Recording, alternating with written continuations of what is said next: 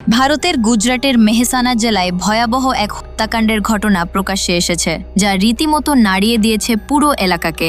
স্ত্রী ও 2 বছর বয়সী কন্যাকে হত্যার পর তাদের মরদেহ নিজ বাড়ির মেঝের নিচে পুঁতে রেখে প্রায় 7 মাস একই বাড়িতে বসবাস করেছেন এক ব্যক্তি। পরে তিনি নিজেও হাসপাতালের ছাদ থেকে লাফ দিয়ে হত্যা করেন।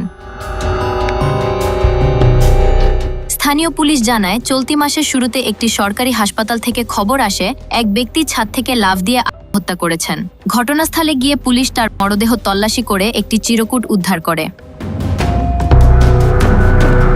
সেখানে তিনি লিখে যান, প্রায় 7 মাস আগে তিনি তার স্ত্রী প্রিয়াঙ্কা ও 2 বছর বয়সী মেয়ে পরীকে হত্যা করেছেন। একই সঙ্গে তিনি সেই স্থানের কথাও উল্লেখ করেন যেখানে মরদেহ দুটি পুঁতে রাখা হয়েছিল। হত্যাকারী ওই ব্যক্তির নাম গিরিশ, তার স্ত্রী প্রিয়াঙ্কার বয়স ছিল 29 বছর। পরদিন একজন নির্বাহী ম্যাজিস্ট্রেটকে সঙ্গে নিয়ে পুলিশ গিরিশের বাড়িতে যায় এবং নির্দিষ্ট স্থান খুঁড়ে মা ও মেয়ের মরদেহের অবশিষ্টাংশ উদ্ধার করে। পুলিশ জানায়, হত্যার পর গিরিশ মরদেহ মাটি চাপা দিয়ে তার ওপর সিমেন্টের প্লাস্টার করে দেন।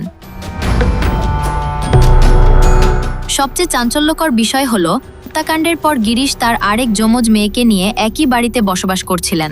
এমনকি যেখানে মরদেহ পুঁতে রাখা হয়েছিল সেখানেই নিয়মিত খাওয়া দাওয়া করতেন তিনি। তদন্তে জানা যায়, প্রেম করে 4 বছর আগে আদালতের মাধ্যমে বিয়ে করেছিলেন গিরিশ ও প্রিয়াঙ্কা। যমজ কন্যা সন্তান জন্মের পর থেকেই তাদের মধ্যে পারিবারিক কলহ শুরু হয়। আর্থিক সংকট ও দাম্পত্য অশান্তি এই নির্মম হত্যাকাণ্ডের পেছনে কারণ বলে ধারণা করছে পুলিশ। পুলিশ আরও জানায়, প্রিয়াঙ্কার পরিবার গত এপ্রিলে নিখোঁজ ডায়েরি করার পর গিরিশকে জিজ্ঞাসাবাদ শুরু করা হয়। সন্দেহ গভীর হওয়ায় আবারও থানায় ডাকা হয়েছিল তাকে, কিন্তু থানায় যাওয়ার আগেই তিনি হাসপাতালের ছাদ থেকে লাফ দিয়ে আত্মহত্যা করেন। Desk report, 24 hours Bangla.